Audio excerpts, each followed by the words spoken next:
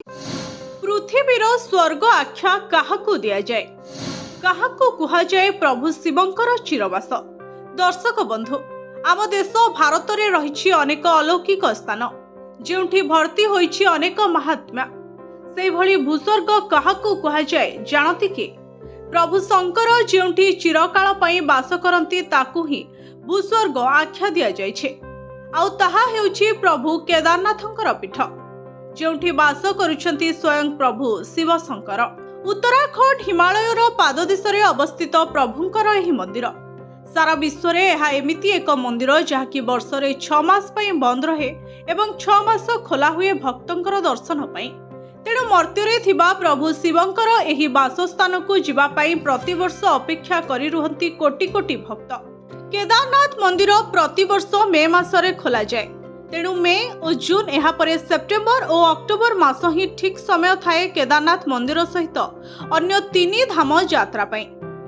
अन्य समय रे अधिक वर्षा और शीत पई एही स्थान रे प्रभुंकर दर्शन करबा संभव हुए नहीं। प्रभु केदारनाथंकु नेई अनेक लोकवाणी रहिछे। 4 धाम मध्यरु एही धाम को स्वर्ग बोली कहा जाए। प्रत्येक भक्त एही धाम को आसीबा को चाहते। कुहा जाए जे भी थरे एही धाम को आसीछे से ता जीवन रे सबु किछि पाइछे। तबे विश्वास रहिछि पांडव माने ही मंदिर को तैयारी करिथिले। लोक कथा अनुसार पांडव माने निज भाई कौरवंकु युद्धरे हत्या करिथिबारु पाप मुक्त हेबाकु चाहुथिले। तेणु भातृ हत्या पापरु मुकुलिबाकु सेमाने प्रभु शिव शंकरंक पाखकु जाइथिले। किंतु प्रभु भोला शंकर तांकु एते सहजरे देखा देई नथिले। पांडवंक परीक्षा नेइथिले प्रभु। एहा परे पांडव माने हिमालयर केदारखंड नामक स्थान रे पहुंचिबा बेले प्रभु शिव शंकर वृषभ रूप रे आसी लुचिबाकु जाउथिले, किंतु भीम तांकु धरि नेइथिले। तेणु प्रभु शिव शंकरंकर निज रूप रे आसी पांडवंकु दर्शन देई पाप मुक्ति पई वरदान करिथिले। सेही समय रे ही पांडव तैयारी करथिले प्रभु केदारनाथंक मंदिर। पुणी वायु पुराणर वर्णना अनुसार आउ गोटिए किंबदंती रहिछे। भगवान विष्णु नारायणक रूप नै बद्रीनाथ रे पहुंचिथिले, जेउठी रहुतिले प्रभु शिव शंकर। किंतु विष्णुकर कहिबा परे प्रभु शिव आसीथिले केदारनाथ। एहा परठारु ही से सेही स्थान रे पूजा पाउछन्ते। कुहा जाए बाबा केदारनाथंकर महिमा अपार। जदि कहार डोरी न लगे तेबे एठाकु आसी परिबे नहीं। सेथिपई तो एहाकु भूस्वर्गर आख्या दिया जाइछे। एही स्थान प्राकृतिक परिवेश रे मध्य खूब मनोरम। मंदिर चारिपाखरे रहिछि बरफ आवृत हिमालय। भैरव मंदिर सहित आदिगुरु शंकराचार्य और रुद्रजोग गृह गौरी कुंड मध्य रहिछि।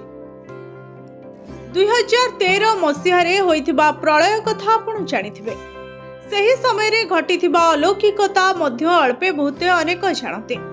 एते प्रलय भितरे किंतु मंदिरर कोनोसी क्षति होई नथिला, जहाकु रक्षा करिथिला एक विशाल पत्थर, जहाकु प्रभुंकर चमत्कार बोली समस्ते विश्वास करते। आज सही पत्थर मध्य पूजा पाउछि मंदिर निकटरे। तेबे आपण मध्य एही पवित्र देवस्थान को जाई परिबे, जहाँ पाई आपनकु एहार ऑफिशियल वेबसाइट रे आगुआ रजिस्ट्रेशन करबा को पड़िबो। मंदिर जीवा समय रे प्राकृतिक परिवेश आपनक मन को छुई जिवो। एही स्थान को जीवा एते सहज मध्य नुहे। तेणु जीवा पूर्वरु ही आपनकु समस्त प्रकार प्लान प्रस्तुत करबा को पड़िबो। प्रथमे भल भाबे निज स्वास्थ्य परीक्षा कराई नेबे। तापरे केदारनाथ मंदिर को पहुंचबा पई आपनकु केउथरे सुविधा हेबो से कथा स्थिर करिवे। कारण पहाड़ उपरे थिबा एही मंदिर को जिबा पई केवल 4टी बाट रहिছে। आपण चाली चाली जाई परिबे किंबा घोड़ा अथवा सवारी रे जिबे। अवश्य सबुठारु सहज उपाय हैला हेलिकॉप्टर। एथिरे खूब कम समय लागिबो मंदिर निकट रे पहुंचिबा पई। हेले हेलिकॉप्टर रे जिबा पई आपनकु आगरु ऑनलाइन बुकिंग करबा को पड़िबो। भगवान शिव शंकर विभिन्न उपाय रे निज भक्तंकर परीक्षा नहीं थांते। सेथिपई भक्ति भावना सह ए मंदिर दर्शन निमंते जिबाकु आशा कले निश्चित प्रभु आपणकर डोरी लगाइबे। Bureau report, Odisha fast.